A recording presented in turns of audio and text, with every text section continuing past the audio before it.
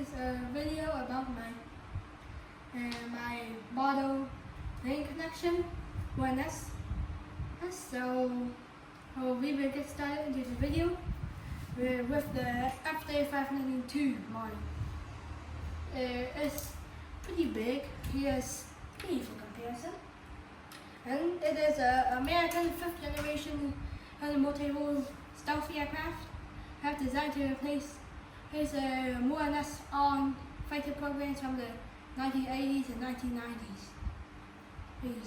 First flown in 2006, the Lightning II currently has 3 variants, hence F-35A, B, and C. F-35A is a normal plane designed for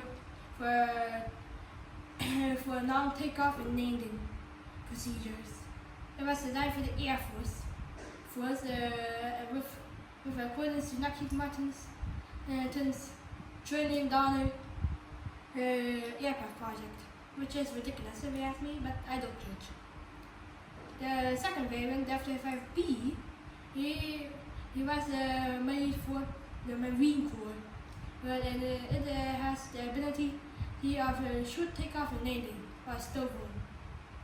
So what that means is basically it can move its engine from pointing here to pointing downwards, so it takes off vertically like a helicopter or a sea drone, or most of them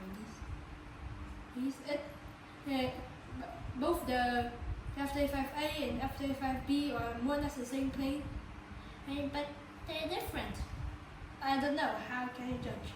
And the last variant, the F-35C, is different from the other 2 variants because it has a capability of catapult. If you have no idea what that means, then that means catapult assisted takeoff and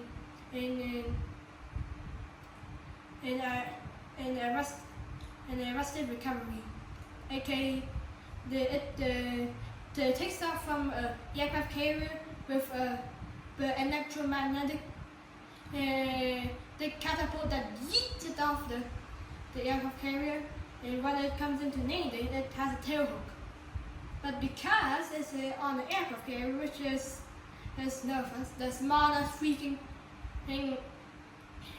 airports ever, it has to be pretty small, so the wingspan is smaller than other stuff aircraft, because it can't really just flip like this in real life, because that will compromise the stealth capability, which is the whole point of a stealth aircraft. What I have here is, I have absolutely no idea which variant this is, so I call it F-35D, an experimental variant that didn't go very well. If you see here, you can notice 2 AMRAAMs. There's A120s.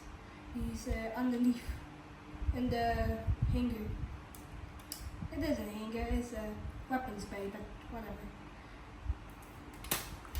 Also, it also has a Pratt & Whitney engine with a capability of 18,000 horsepower. So that's why it only needs 1, because 2 would, make it yeet to outer space and consume on the field in like 5 minutes. I also have some other weapons I can put on, and the first of them is a massive ordnance penetrator, or MOP. Yes, it's actually called MOP. These can penetrate up to 40 meters of earth and 20 meters of concrete, which is very difficult, and that's why it's heavier than the MOAB, or the largest non-nuclear weapon on Earth. Well, the largest confirmed. The Russians apparently have a FOAB that is 3 times as powerful, but it hasn't been tested yet, so yeah. But because it's a MOP, or ground penetrator. Most of that mass is just for show, so that it has more velocity to slam to the ground. Let me explain. Imagine you have two bombs. One is just a normal bomb that's dropped out of a plane. The other one is a ordnance penetrator. The ordnance penetrator is heavier because if a heavier object that is more massive can gain more velocity. It is hit the ground at a larger force, and so slammed to the ground at a higher speed, so it can go farther. Unlike the normal bomb, which can go about 5 meters. Speaking of which, the Mark 82. There's nothing special. It's just a bomb.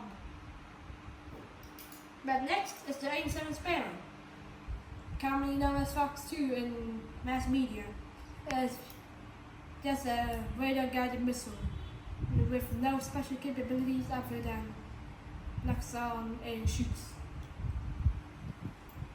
And this is the 89 Sidewinder. This is literally the base missile for most aircraft in the whole United States Air Force. So it's pretty impressive.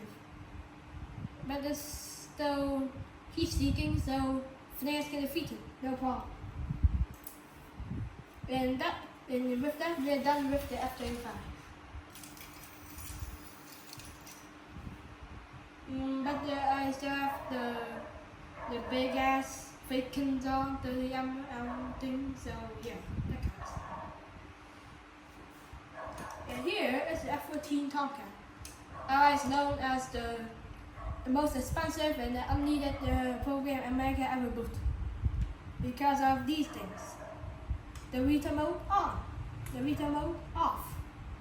That is precisely the reason why they stopped making, because in real life these are much harder and more difficult to maintain than any just normal fixed wing aircraft. Even though variable speed rate is cool, the Tomcat didn't make it very far because of said advanced hydraulic system.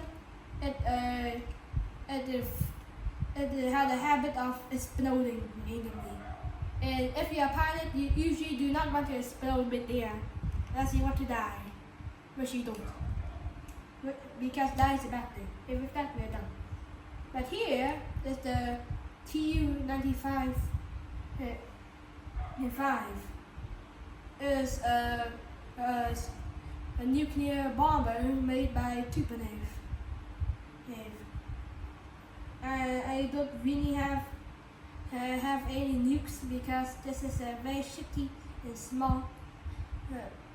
small model, but we can see clearly the 4 propellers are still here, and there should be a gunner in the back, but for some reason there isn't one.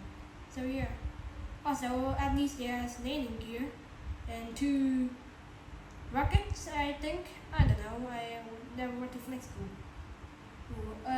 Yeah, so there, that's the Tu-95.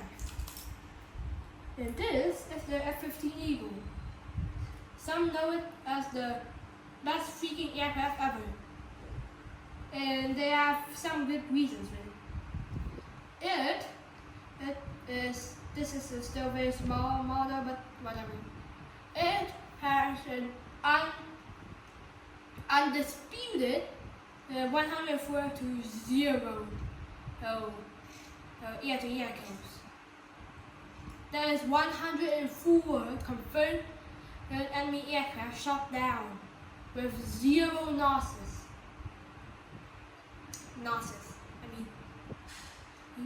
That 104 aircraft is a tenth of the full production run of this thing, which, including all variants, is about 1,050.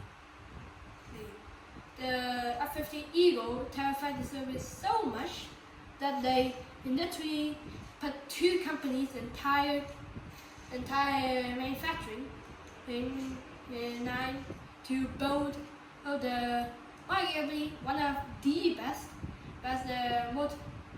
interceptors and multi-role line of aircraft ever built.